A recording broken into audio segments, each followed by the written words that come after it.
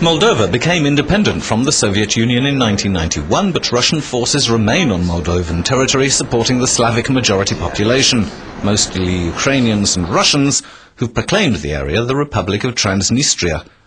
Vlad Filat leads Moldova's pro-Western government. When he visited Luxembourg, Euronews talked to him about planned early elections, about solutions for Transnistria and integration with Europe, which he says is an absolute priority for his government. Prime Minister, from here in Luxembourg, how do you see your country, the Republic of Moldova? It looks different from here, from Luxembourg, but of course it doesn't mean that we don't have to make vigorous progress. I say that it looks different because from here one sees the problems my country and its citizens have. One sees it all in detail, if you like. At the same time, being here in Luxembourg, I see that the Republic of Moldova has a very clear European perspective. That's due to the constant endorsement we receive from our European partners. Was the Republic of Moldova affected by the financial crisis? Is it still feeling the effects? It has been affected directly by the financial crisis, but I have to say that our country has been affected more by the lack of measures which are normally put in place during a crisis, and that failure is due to the former government. One of the issues you discussed in Brussels has been Transnistria. What's the possibility of resolving this problem? The Republic of Moldova, together with its partners, is participating in a process of negotiations, a process which is not at all simple. But the aim is a definitive and steady regulation of this conflict. In fact, not only my country is affected by this conflict, the whole region is, and frankly, the European community is too. I'm pleased with the progress in the negotiation process, with the progress made in order to find a solution. I'd like to remind you that the European authorities have involved themselves as never before. One of the examples is the memorandum signed by the German Chancellor and the Russian President. What does that memorandum mean? It means greater involvement in this process by the European authorities in order to find a solution for the Transnistrian conflict, while protecting the sovereignty and independence of Moldova. It means the raising of this problem at the appropriate level, at the level of the major protagonists. It's the level not only of the countries from the region, but also of the European community. Could the conflict be solved by the withdrawal of the Russian troops? It would be too simple to look at the process just like that. Of course, the withdrawal of the weapons and the Russian troops from Transnistria is something the Russian Federation must commit to, but it's just one of the measures that needs to be taken. What is Russia's position in this conflict? A conflict that's lasted more than 2 decades.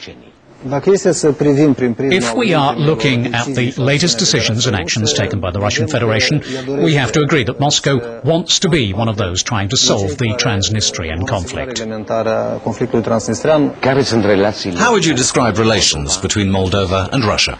From the very beginning, since we started our mandate, we began to build up pragmatic relations based on mutual interests on behalf of the Republic of Moldova.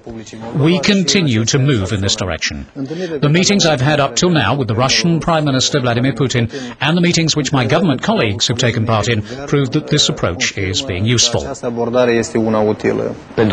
about the referendum plan for September? It's no secret there is a constitutional crisis in our country. This crisis keeps the Republic of Moldova in a state of political uncertainty that's embarrassing. We've tried to identify solutions in order to overcome this crisis by means of internal consultations and with the help of our European partners.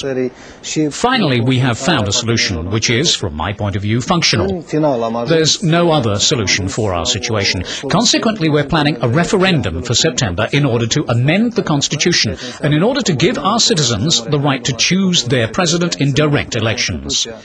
In the middle of November, there will be an early parliamentary vote, together with presidential elections. Are you going to run for president? That's a decision that will be taken at the appropriate time. It's up to my party, the Liberal Democrat Party, to decide according to whatever the situation is then. What is the most important agreement you've signed or will sign with the European Union? If I had to choose one of the decisions taken up till now, it would be, of course, today's. That decision to start preparations for the liberalization of the visa regime. Our whole society deserves that to be successful. Is there an appointed time, a period in which the Republic of Moldova hopes to become a European Union member state? There is a term, and this target date is quite near, but I prefer not to talk about that right now. But I'd like to emphasize what I've often said. This timing is strongly and directly related to how we act in the Republic of Moldova. How are your relations with Romania, your neighbouring country? It's more than our neighbour. Romania is more than a neighbouring state. We do have normal relations, good relations. The good results for the citizens on both banks of the River Prut, which separates the two countries, are evident. We've shown that by taking a pragmatic approach, by a modern European approach, we're able to obtain much better results than by the explosion of sentiments and emotions, which is often just a leftover from the past. Mulțumesc. Mulțumesc.